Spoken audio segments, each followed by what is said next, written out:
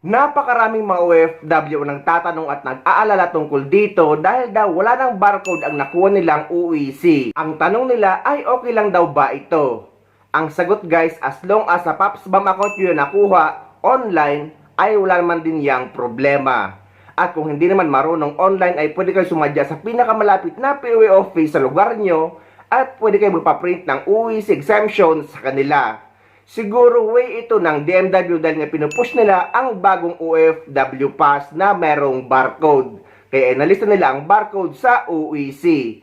Pero guys, sa kasalukuyan ay UEC pa rin ang hinahanap sa immigration dahil kakasundo ko lang sa Dubai Airport nung nakaraan dahil may bumalik ditong OFW galing sa Pilipinas at ang sabi nga ay UEC pa rin ang hinahanap sa immigration. At sa mga wala namang idea kung paano mag-acquire ng UEC exemption online, eto guys, meron akong video tutorial.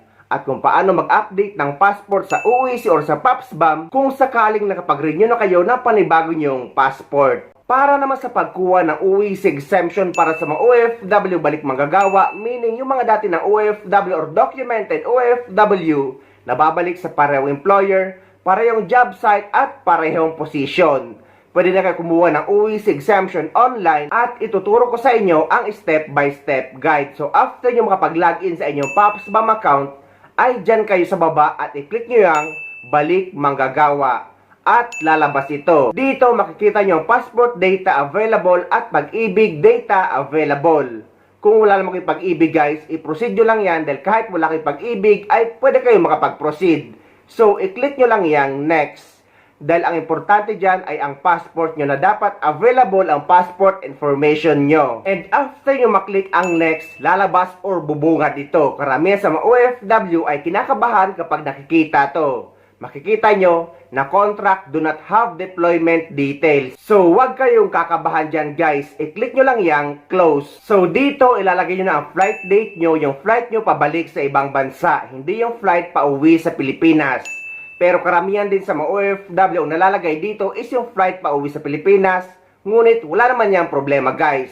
Dahil ang importante naman dyan is yung validity ng UEC nyo. As long as valid yung UEC nyo sa araw ng flight nyo pabalik sa ibang bansa, ay wala naman din problema yan. Kung mapaaga man ang expiration ng UEC nyo bago pa man ang flight nyo pabalik sa ibang bansa, ay kailangan nyo lang naman mag-acquire or mag-reacquire or kumuha na po ng bagong UEC gamit ang PAPSBAM account nyo after na ma-expire ang una nyong UEC na hawak nyo. So after yung malagay yung flight date nyo, ay i-click nyo na yung next at lalabas na ito. Dito naman guys, ay puro yes lang ang ilalagay nyo dahil nga babalik kayo sa parehong employer, same job site at same position.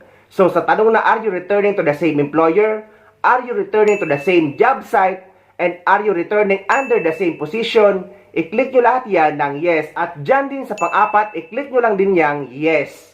Sa mga nagtatanong paano naman daw kung nag-change or nabago or nadagdagan ang kanilang salary, kailan pa din daw ba magpa-verify ng kontrata? Ang sagot guys, kung salary lang naman ang nadagdagan at hindi naman nabago ang position, ay pwede pa rin kayo makapag-acquire ng UEC exemption. Pero kung nabago ang position nyo at salary nyo, ay required na ang panibagong Polo verified contract. Dahil nga, may tanong dito sa PAPSBAM kung are you returning to the same position. So kapag clinic nyo ang no, ay idadirect kayo sa appointment sa POA at kailangan nyo ng Polo verified contract. Pero ang bago naman ngayon upon contract verification ay pwede na kayo makakuha ng UEC exemption online. Pati ang Polo contract verification ay online na din. So after nyo maklik lahat ng yes ay lalabas na ito, evaluation remarks. At sa taas makikita nyo dyan ang view UEC, yung kulay pula. I-click nyo yan. At dito i-click nyo yung open. And after that, eto na guys, makikita nyo na ang inyong UEC exemption at ipaprint nyo na 3 copy at ready to go na kayo.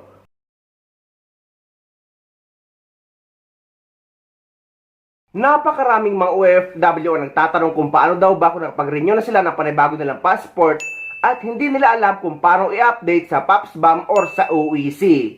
Yung iba naman hindi makapag-acquire ng UEC exemption dahil nga expired yung passport na nakalagay sa record nila sa PAPSBAM account nila. Ang sagot ay yes, hindi nga kayo makakapag-acquire or makakakuha ng UEC exemption sa inyong PAPSBAM account kung ang nakalagay na passport sa record nyo ay below 6 months na lang ang validity. Dapat kung nakapag-renew na kayo ng panibagong passport nyo, ay i-update nyo ito sa inyong PAPSBAM account. Paano? Napakadali lang naman guys at ito ituturo ko sa inyo. Una, pumunta kayo sa website ng PAPSBAM na onlineservices.dmw.gov.ph. After nyo mapasok yung website ay ito ang lalabas. Then, i-click nyo yung let's go. Ilalagay nyo ngayon ang inyong email address ng inyong PAPSBAM account at password. And after that, click login. So, after yung kapag login ay ito ang lalabas. I-click nyo ang sa gilid na my profile. At pumunta kayo sa baba, dyan sa my identification. Makikita nyo ang old record ng passport nyo. I-remove nyo yan at i-click ang add identification. At ilagay nyo na ang panibagong passport information nyo.